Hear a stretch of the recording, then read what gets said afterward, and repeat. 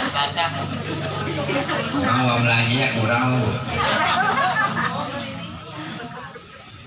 Bapak-bapak lagi belum gajian, kerja belum dikasih honor, pengen ngerokok, minta sama temennya, lu punya rokok nggak? Nggak apa-apa, jin gua juga.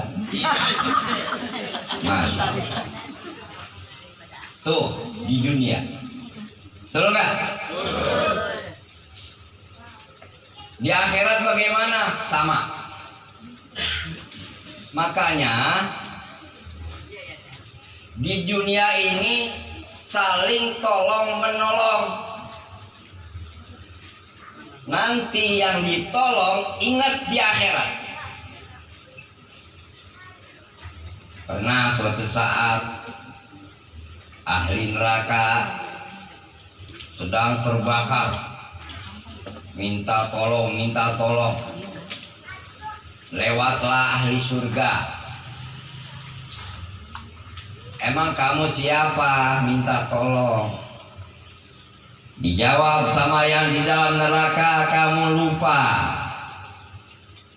Dulu waktu di dunia kamu kehausan, lalu aku kasih air, karena air putih. Ya, kalau di sini banyak warteg, air teh manis, banyak cendol duren. Sekarang dikasih air putih, Masya Allah. Kata ahli surga, betul, aku ingat. Langsung menadahkan tangannya kepada Allah. Allahumma syafi'ani fi, ya Allah, berikanlah pertolongan, syafaat kepada dia yang sedang di dalam neraka. Seketika dicabut, hadirin sekalian, dengan syafaat saudaranya. Nah begitulah hadirin sekalian, kalau kita di dunia bermusuhan, nanti kita di neraka, ini lewat. Tolong, gua nggak kenal lu. Dulu tanah gua lupa culik.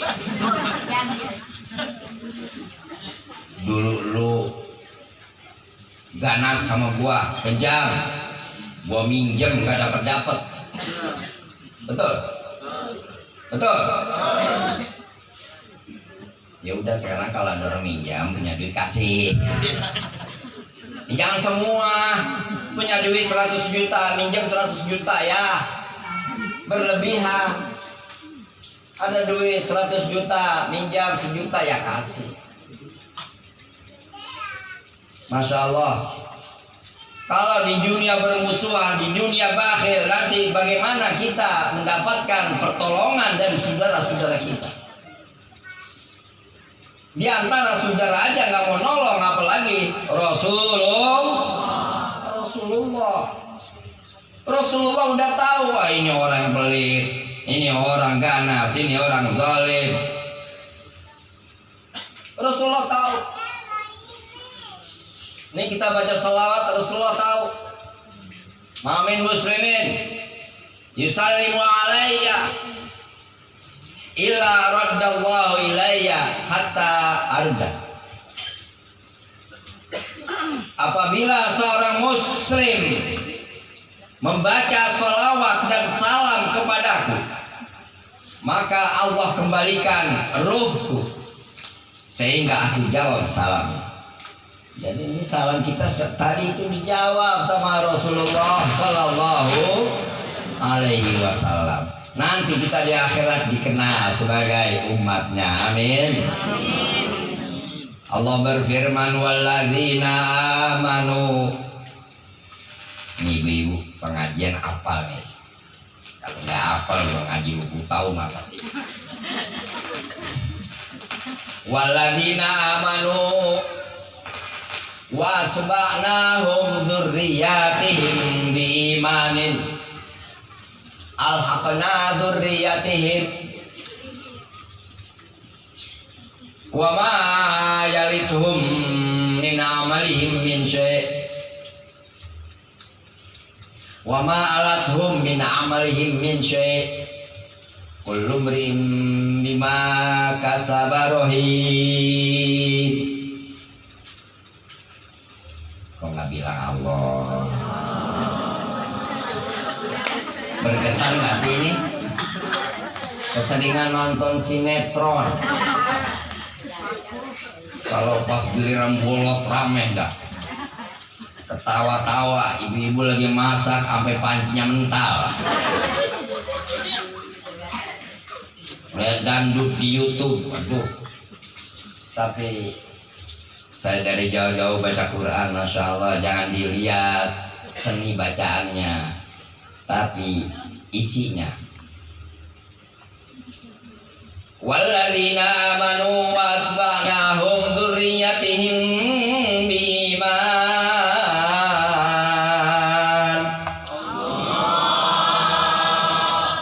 Terpaksa.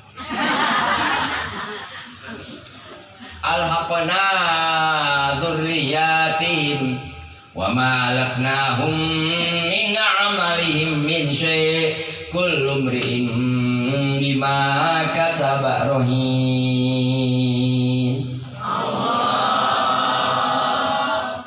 Minum dulu. Ya begitu ya. Nanti episode berikutnya. Tadi saya pengen ngopi, baru sampai mau WA, malu.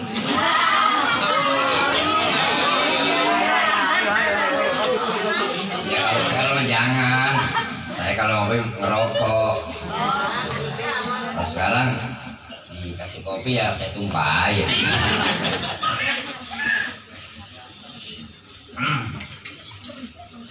Apa artinya hadirin dan hadirat sekalian? Orang-orang yang beriman dan kami ikut sertakan mereka dengan keturunan mereka dengan iman, diikat dengan tali iman. Orang beriman, kemudian keturunannya ini juga beriman. Apa kata Allah? Alhaqna dzurriyyatihim. Nanti aku gabungkan mereka bersama keturunan mereka di dalam surga. Alhamdulillah. Wa ma alathum min amali min syai'. Namun amal-amal perbuatan yang diambil, yang diberikan kepada seseorang yang kurang amal ibadahnya di dunia itu tidak berkurang. Masuk surga misalnya 90, anak baru 70 belum sampai, mestinya ke neraka karena masuk 90. Bapak 100, masuk nggak bapak? Karena 100, masuk nggak? Maka 30 dikasih anaknya, supaya anaknya ini bisa bergabung dengan bapaknya di surga. Apakah kurang pahala bapaknya? Tidak berkurang. Wama alatnahum, tidaklah kami kurangi min amalihim, dari amal-amal, dari perbuatan mereka, sedikit pun enggak dikurangi. Nah ini hadirin sekalian, nanti kalau sudah masuk ke dalam surga, istri misalnya masuk surga, dicari suaminya, mana suami saya? Dijawab, suami kamu nggak cukup amal-amal solehnya.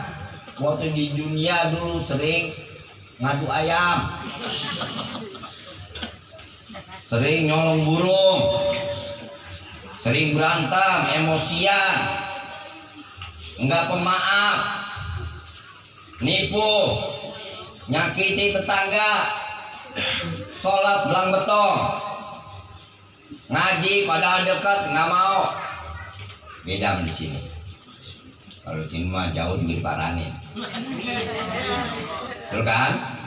Alhamdulillah. Bagaimana ini? Langsung dikatakan, tarik itu suaminya, langsung ditarik, didatangkan hadirin sekalian bersama istri. Kebalikannya, suami soleh, istri kurang soleh, anak soleh, bapak kurang soleh, bapak soleh, anak yang kurang soleh, nanti akan dikumpulkan dengan catatan iman.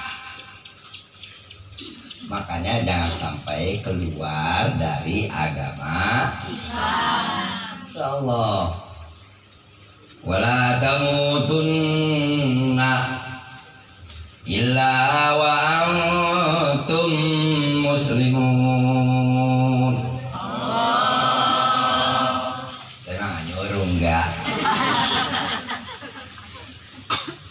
Jangan kau mati melainkan engkau tetap beragama Islam. Diiming-imingin wanita cantik untuk meninggalkan agama, jangan mau. Kalau tanpa mengeluarkan akidah Islam, tanpa keluar dari agama Islam, dikasih wanita cantik, terima. Betul nggak? Jadi kasih.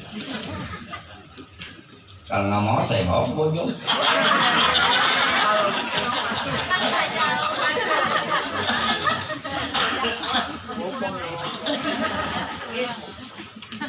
Bawa wara-wara aja dah. Pada mandar matinya, masya Allah. Ya, betul nggak Pak?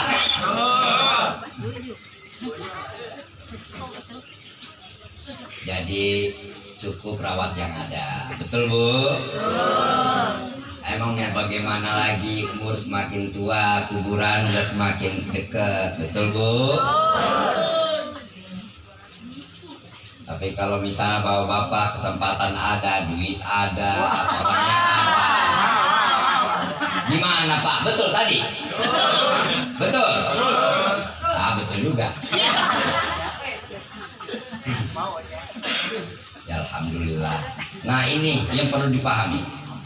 Dengan dasar dan tali iman, keluarga akan menarik satu sama lain. Bapak menarik ibu, suami menarik istri, bapak menarik anak, anak menarik bapak. Bahkan bukan sekedar atas dasar iman, hadirin sekalian, atas dasar pertemanan. Jadi jangan dipikir, lu kan bukan keluarga gua, nanti kita masing-masing nggak bisa saling bantu, nggak bisa narik. Tidak. Teman, sahabat, di mana waktu di dunia saling butuh, saling memerlukan, yang menjalin silaturahim yang baik. Apalagi seorang guru kepada anak, pada muridnya, murid terhadap guru. Nanti hadis sekalian, yaumil qiyamah itu sangat bermanfaat. Kalau sekarang sih belum ngerasain. Mau ngerasain Pak? Mau? Kalau mau duluan silakan. Saya mau belakangan nggak apa-apa. Ya. Ini ahli kubur, hadirin sekalian, ini sekarang lagi panen. Panen. Seluruh umat yang beriman di seluruh dunia selalu mohon ampun kepada Allah Subhanahu wa Ta'ala untuk saudara-saudara yang seiman, walaupun berbeda negara. Mereka mengutin orang yang beriman. Jadi mengutin hadiah.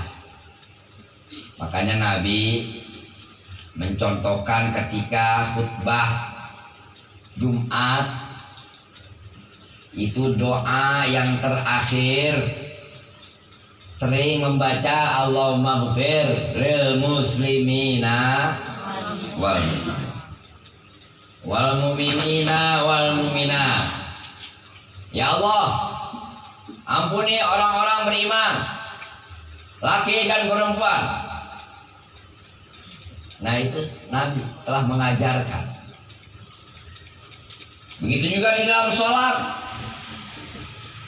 Assalamu alayka ayuhan nabiyyu wa rahmatullahi wa barakatuh.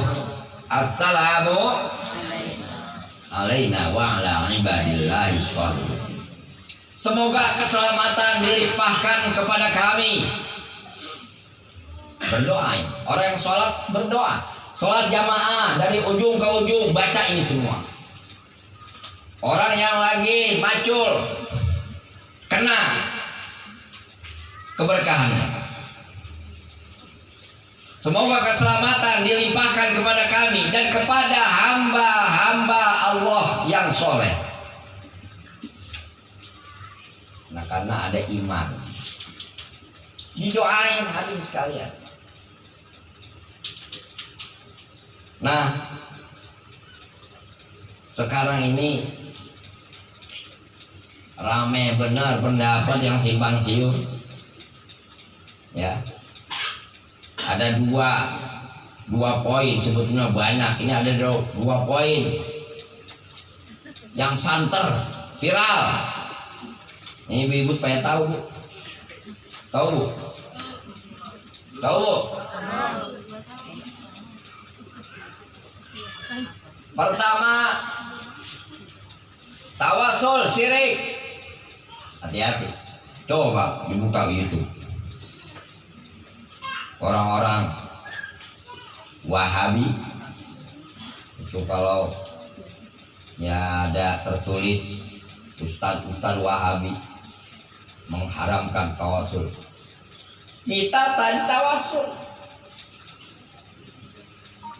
Tawasul itu apa? Tawasul itu berdoa. Berdoa kepada siapa? Kepada Allah. Dengan wasilah, dengan perantara. Kok pakai perantara? Musyrik. Langsung aja sama Allah. Emang Allah pakai perantara? Coba kita pengen ketemu presiden, ya di istana, langsung masuk ke pintu, takut nggak? Nah, harus ngubungin pengawalnya. Nah di situ hadirin sekalian, kemudian presiden mengizinkan masuk, baru masuk. Nabi Adam alaihi salam 200 tahun menangis, minta ampun kepada Allah, belum dapat ampun. Kemudian Nabi Adam berkata, Allahumma inni as'aluka bihaqqi Muhammadin illa ghafartali. Ya Allah, aku minta kepada kamu dengan keagungan, kemuliaan hak Muhammad. Aku minta hanya engkau mengampuni dosa-dosaku. Baru diampuni. Ditanya sama Allah, hai Adam, kok kamu nyebut-nyebut Muhammad? Amin, dari mana kamu tahu? Kan Nabi Muhammad, si Muhammad itu belum lahir. Tapi dia belum lahir, cahayanya sudah lahir. Cahayanya sudah timbul, sudah tersebar. Dari mana engkau tahu, hai Adam? Muhammad itu dari mana? Wahai Tuhan, aku melihat arsy ketika engkau meniup ruhku. Lalu aku hidup.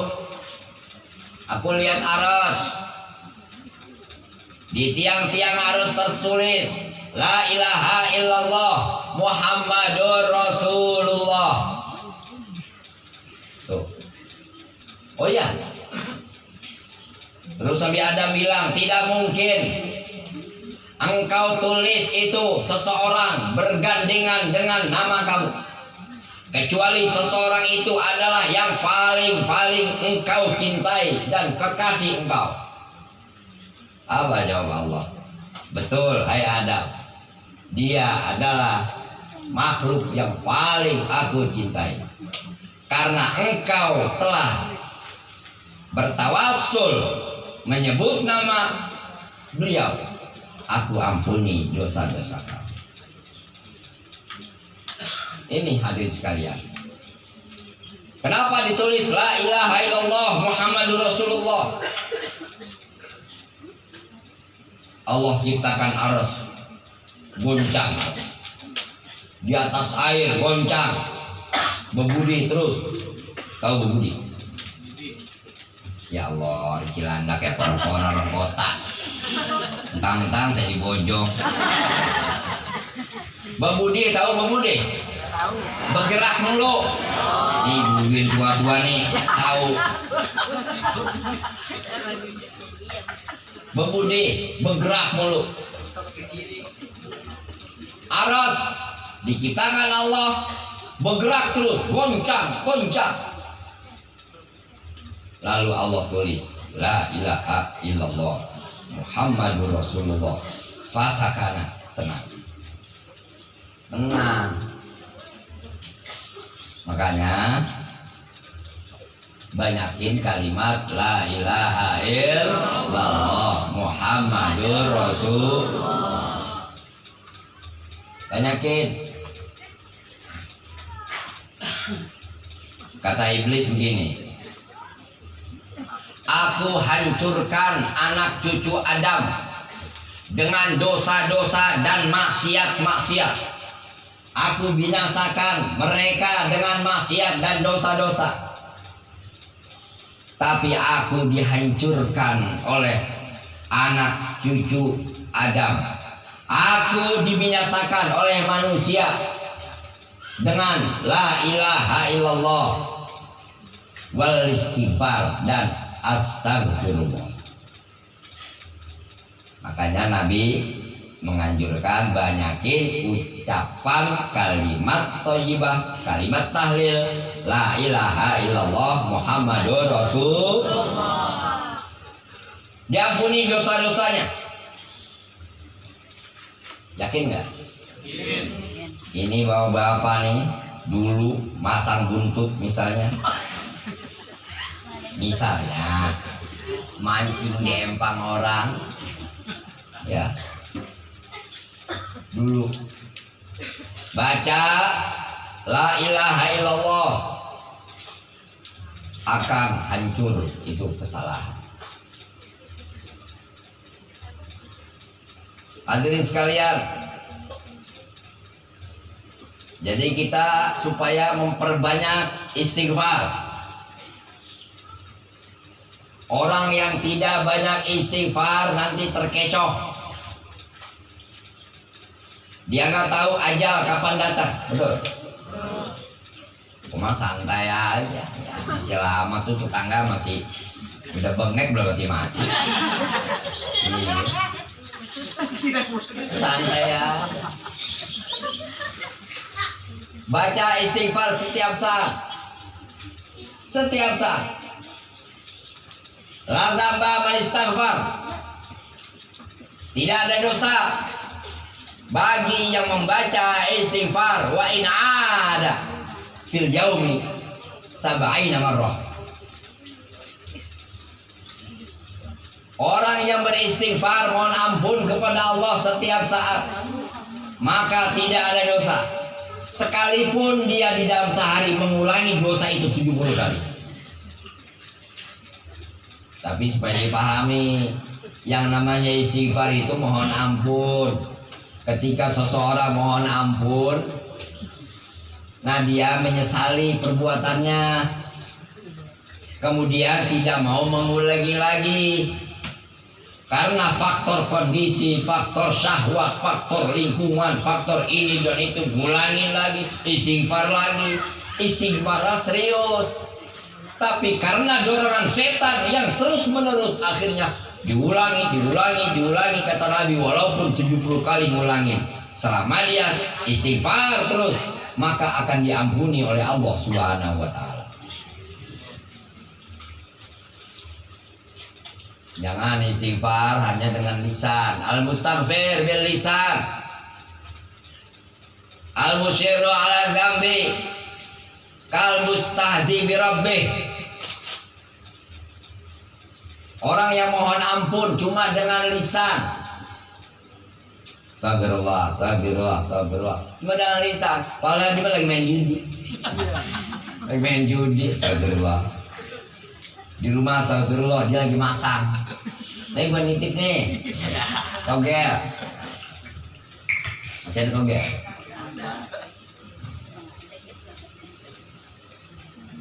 Jadi orang yang mohon ampun kepada Allah Subhanahu wa taala, tentunya dia lagi meninggalkan dosa. Sekalipun nanti dia jatuh lagi. Tapi kalau dia sekedar dengan lidah, mohon ampun hanya dengan lisan, sedangkan dia terus berbuat dosa, berdiri tegak di atas lumpur dosa, enggak ngangkat kaki sama sekali, enggak merasa menyesal, kal mustahzi bi rabbih, bagaikan orang yang mengolok-olok Tuhan. Nah, jadi kita kayak main-mainin Tuhan. Tuhan main-main, dijejak. Mau dijejak? Mari kita baca tahlil. La ilaha illallah, la ilaha illallah, la ilaha illallah, Muhammadur Rasulullah. Ayo. La ilaha illallah, la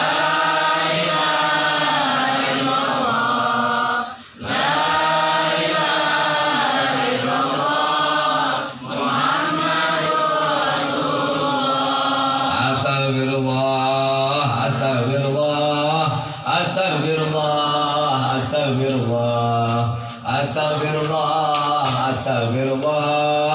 Astaghfirullah minal khafaya.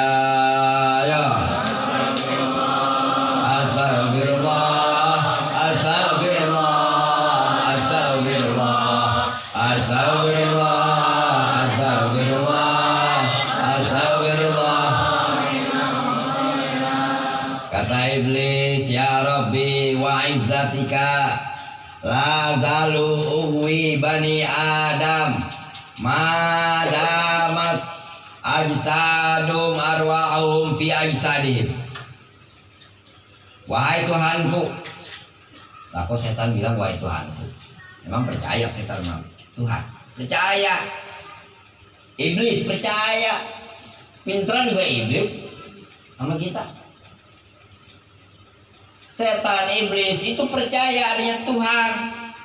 Cuma dia memang karena kedengkian, karena kesombongan, bilangin kepada umat manusia nggak ada Tuhan, jangan ikutin Tuhan, tuh begitu. Makanya jangan sombong.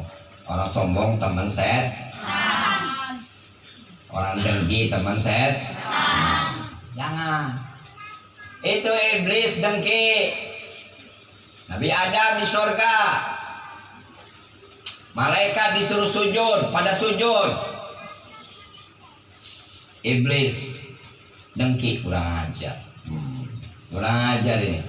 Biar tuh disesatin, ya dibohongin. Hai Adam, kalau kamu pengen kekal tinggal di surga, makan tuh buah khuldi. Dibohongin. Ya Adam, namanya manusia, mahalul khatawan nisyan, tempat salah dan lupa. Sampai itu dirayu sama istrinya Hawa. Emang nih istri suka ngerayu. Iya, bang, ke mall bang. BH saya udah lembek.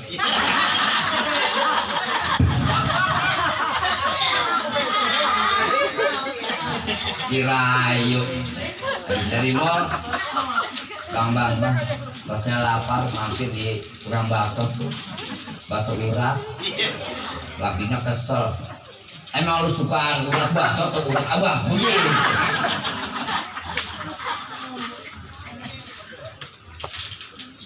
jangan suka ngerayu.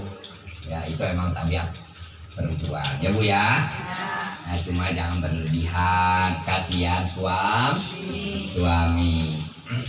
Dirayu itu Nabi Adam sama Siti Hawa supaya ini buah kuli petikin diambil, dia makan rontok semuanya. Tuh. Di samping itu memang bisikan iblis. Nah hadirin sekalian, jadi iblis dengki, biar ntar keluar dia, nggak mau Adam di surga, nggak mau dia di dunia diturunin karena nggak mau disuruh sujud, dengki, sombong. Kenapa nggak mau disuruh sujud? Karena dia pikir iblis itu dibikin dari api. Adam diciptakan dari tanah. Api sama tanah bagusan mana? Pak, bagusan tanah atau api?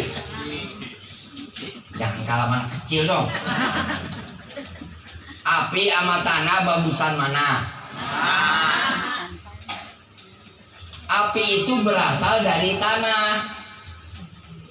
Coba gali tanah, banyak batu bara, banyak timah, banyak tembaga, segala macam, emas saja ada. Jadi api berasal dari tanah, lebih mulia tanah.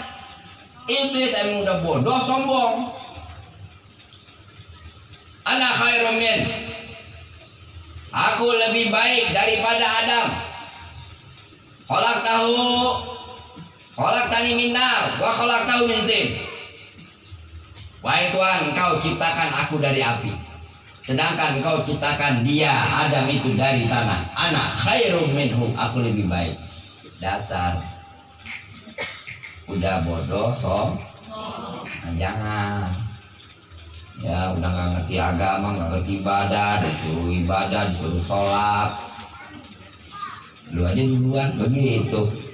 Ada di sini. Nggak sholat gua ini masuk neraka ya gua. Begitu. Subhanallah, berani benar. Jangan ngaji. Sini ada pengajian nggak? Hah? Ada, alhamdulillah. Saya ingat dulu dari tahun 90-an, 91. Saya nggak pernah kenal nih yang tadi ketemu sama saya, udah gede banget, ganteng, kalah saya dulu, saya jewerin.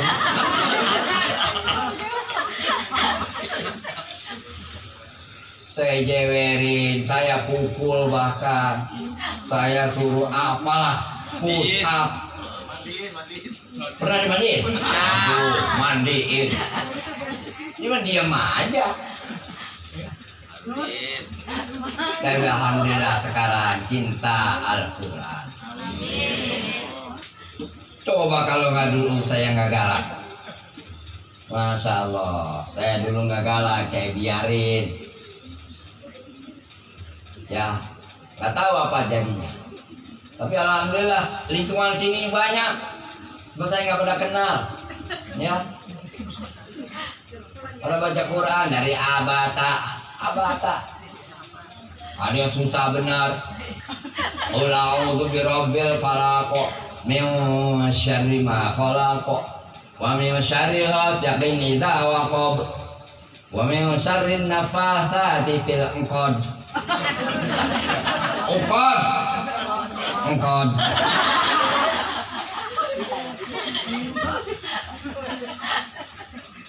Wa min syarrin nafathati fil 'uqad.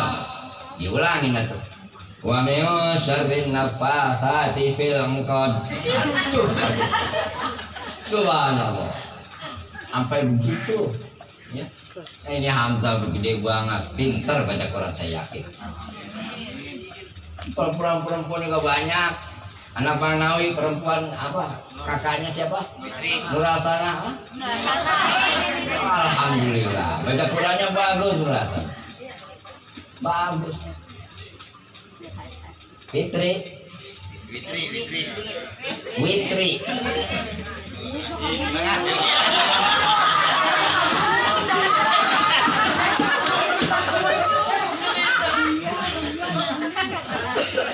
Nah ini kita harus bersihkan, tanam benih-benih seperti ini.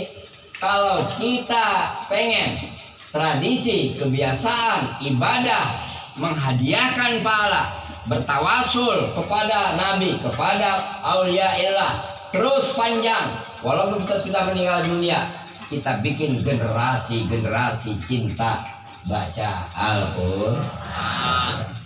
Saya emang dulu nggak ada pikiran, oh nanti kalau udah gede saya akan ke Bojong, kemudian lama ketemu, kemudian di sini anak-anak muda udah gede-gede bisa baca Quran. Nggak terpikir, saya ngajar aja. Ternyata alhamdulillah. Saya orang kampung sekarang.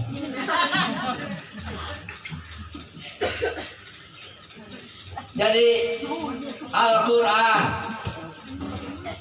nawiru buyutakum biqiraatil Quran, sinari rumah-rumah kamu dengan membaca Al-Quran. Rumah yang dibacakan Al-Quran, malaikat suka. Yang gak dibaca Al-Quran, iblis suka. Hadirin sekalian, cahayakan, sinari dengan membaca Al-Quran, dengan sholawat, dengan sholat. Apalagi nih nama pengajian Majelis Nurul Qalbi. Waduh, cahaya apa? Cahaya hati. Apa itu cahaya hati? Al-Quran.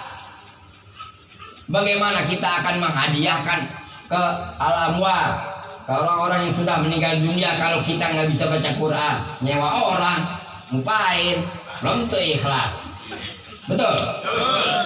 Ya Allah, bapaknya meninggal dunia, anaknya penjaga bioskop sama tukang parkir di blok A. Ya, subhanallah, baca Quran nggak pernah, nggak belajar, nggak dididik sama orang tua. Pas dia meninggal dunia, dia patungan sama saudara-saudara. Lu punya berapa? Lu punya berapa? Tuh ada ustaz suruh baca Quran. Berapa per hari? Ya 100.000 cukup. Jangan mau 1 juta. Masya Allah, nyewa baca Quran. Dia mah ustadznya baca Quran, dia mah tetap aja main dangdutan, nggak doain, nggak bisa baca Quran. Masya Allah, itu yang dibayar belum tentu ikhlas. Boleh kita membayar seseorang untuk membaca Al-Quran, menghadiahkan ke mayit-mayit, dengan catatan orang yang baca ikhlas. Yang baca apa? Ikhlas. Walaupun dibayar 1 juta, dia nggak ikhlas, nggak sampai. Nggak dibayar, ikhlas sampai. Begitu hadis sekalian, ikhlas. Nah ini orang-orang Wahabi, hadis sekalian, dia menganggap tawasul yang pertama tadi saya singgung itu syirik. Kenapa syirik? Karena seakan-akan menyembah orang. Nabi Adam bertawasul kepada Nabi bihaqqi Muhammad. Nah kemudian para sahabat juga bertawasul ke sahabat-sahabat yang lain. Apakah boleh? Boleh. Nggak ada masalah. Diceritakan ada 3 seorang pemuda. 3 seorang pemuda nih habis hujan, udah, wah, banjir.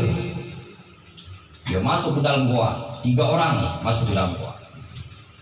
Pas dia masuk ke dalam gua, ada batu gede, ngelinding. Tahu nggak ngelinding? Nggak tahu lagi dah. Yang pura-pura kota. Quran hafalin. Quran pelajari. Ngelinding nih bang. Akhirnya nutupi pintu gua. 3 orang dalam gua. Ketakutan, bagaimana ini keluar? Rapat ini. Yang satu berkata begini, wahai Tuhan.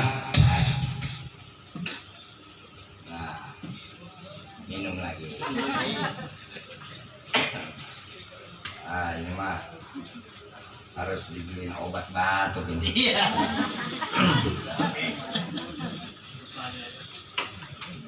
Yang satu bilang, wahai Tuhan, setiap pagi nanti aku akan kasih susu kepada kedua orang tuaku. Setiap pagi aku pengen berkhidmat, aku ingin mengabdi.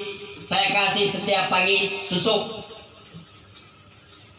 Apabila saya ikhlas melakukan ini, geser ya Allah batu. Padahal itu baru mau ngerjain. Udah dikerjain belum? Belum, baru bilang doang. Ya Allah, setiap pagi aku akan kasih susu ke orang tuaku. Apabila aku ikhlas karena sayang cinta kepada orang tuaku, mencari ridhomu ya Allah, geser batu itu. Bergeser. Cuma dia belum bisa keluar, ombaknya gede. Yang satu lagi bilang, wahai Tuhan, ini ada karyawan lagi pulang kampung. Dia biasanya nanam tanaman padi, misalnya jagung. Ini lagi pulang kampung, istirahat, ada keperluan. Biar dia pulang kampung, nanti saya terusin ini tanamannya. Tanamannya bagus, saya panen, saya jual, saya beliin sapi. Sapi saya rawat terus sampai banyak. Setelah banyak sapi, karyawannya datang mau ngerjain pekerjaan yang biasa di sawah. Dia lihat sapi banyak bener, langsung dikasih. Nih memang punya kamu. Ya Allah, kalau aku ikhlas, geser batu, bergeser lagi. Cuma belum bisa keluar. Tinggal satu orang lagi. Wahai Tuhan, aku punya saudara cantik. Waduh, cantiknya bukan kepala. Aku naksir banget. Kalau orang Cilandak sini ngeliat, wah, berebutan kali. Aku punya saudara, ini cantik banget, ponakan kalau nggak salah. Dia mau ditidurin kalau dibayar 100 dinar. Nah kemudian nih dia nyari duit. Saya kasih duit 100, nih 100 dinar. Ayo berangkat. Nah, ya ibu pura-pura lagi ah.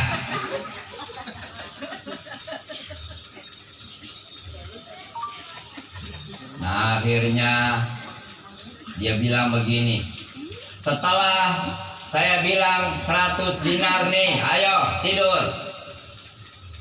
Udah saya siap nebak. Nah, tahu nggak nebak? Nggak usah dilanjutin. Nebak dah. Ya. Kemudian nih si perempuan ini bilang, takillah. Begitu nih perempuan bilang, takutlah kamu kepada Allah. Begitu perempuan.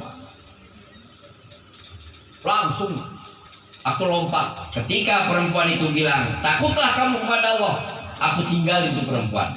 Duit yang 100 dinar bagaimana? Aku kasih dia. Nggak apa-apa udah. Kalau aku ikhlas, ya Allah, geser. Bergeser. Keluar 3 orang ini. Ini tawasul dengan amal soleh. Jadi tawasul bukan dengan nabi aja, bukan dengan wali-wali Allah aja.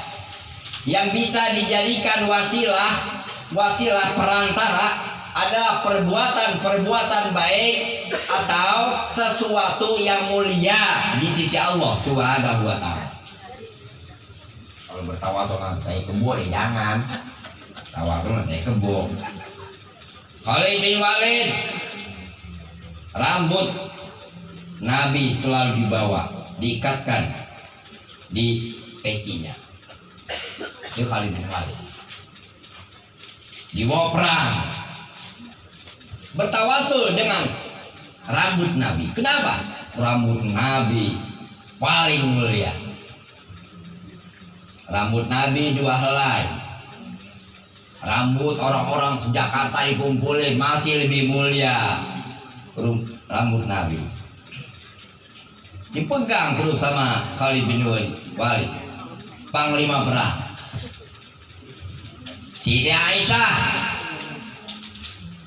ketika Nabi Muhammad SAW sakit pada bagian badannya. Alhamdulillah, Masya Allah. Ini guru saya ini. Ini guru saya, Kiai ini, Masya Allah. Panjang umur mudah-mudahan. Masya Allah. Kita doakan panjang umur. Ya. Aduh, sakit. Fadal, Fadal. Mau udah lama nggak ketemu beliau, Masya Allah. Emang saya murid yang bandel, ya. Saya murid yang bandel, yang mengal. Ya Allah.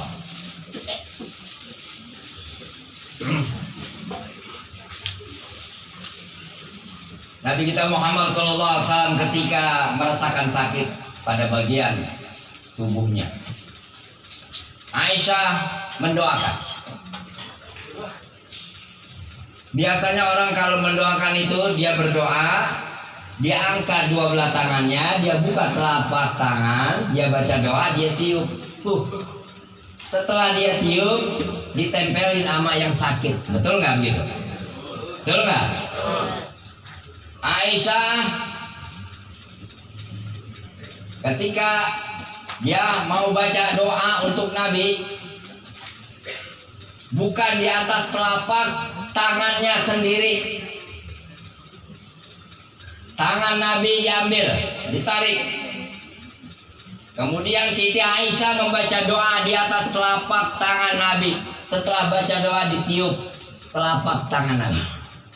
Setelah ditiup, telapak tangan Nabi ditempelkan ke bagian tubuh Nabi yang sakit. Enggak mau Siti Aisyah, bisa aja dia angkat 2 belah tangannya, dia buka telapak tangannya, kemudian dia baca doa, dia tiup, dia tempelin, namanya suami, tapi dia tetap melaksanakan tawasul, menjadikan Nabi, badan Nabi semuanya itu sebagai wasilah. Diambil itu tangan Nabi, ditiup, kemudian ditempelin ke badan yang sakit. Ini bagian dari tawasul. Nah, hadirin sekalian, jangan terpengaruh dengan orang-orang yang nggak percaya itu. Itu sesat, hadirin sekalian. Berapa ribu kebaikan-kebaikan yang tertinggal dengan memahami bahwa tawasul adalah haram, bahkan syirik. Mereka menganalogikan, mengkiaskan bahwa orang yang bertawasul itu seperti orang musyrik, menyembah Nabi, menyembah wali-wali. Bego. Ma na'buduhum illa liyuqarribuna ila Allahi zulfa. Allah mengisahkan tentang orang-orang musyrik. Orang-orang musyrik berkata, kami tidak menyembah berhala-berhala ini. Kami tidaklah menyembah patung-patung ini, melainkan supaya patung-patung ini mendekatkan kami kepada Allah. Patung disembah, emang kita nyembah patung? Nyembah patung atau apa? Kita nggak ada nyembah-nyembah, nggak ada nyembah Nabi, enggak. Tadi seperti Nabi Adam bertawasul, Siti Aisyah bertawasul, subhanallah. Ini hadirin sekalian, tawasul bidah. Kalau tadi yang saya ceritakan dalam goa, tawasul dengan amal soleh. Kita sembahyang 2 rakaat, ada suatu hajat, sembahyang. An-Nabi idza hadaba amrun shalah rakaatain. Nabi ketika ada keperluan sembahyang 2 rakaat. Nah, ini bertawasul dengan amal soleh, bertawasul dengan zat, bertawasul dengan kalimat-kalimat thayyibah. Nabi Allah memerintahkan walillahi al-asmaul husna fad'uhu biha. Allah punya nama-nama yang terbaik, berdoalah kamu dengannya. Nah itu wasilah tawassul. Nah ini hadis itu satu. Yang kedua menghadiahkan pahala, sampai jangan pikirin tuh orang-orang Wahabi ngomong. Tuh. Jangan pikirin. Nanti malah nggak bisa mikir, ikut-ikutan. Ikuti ulama-ulama salaf, orang-orang NU.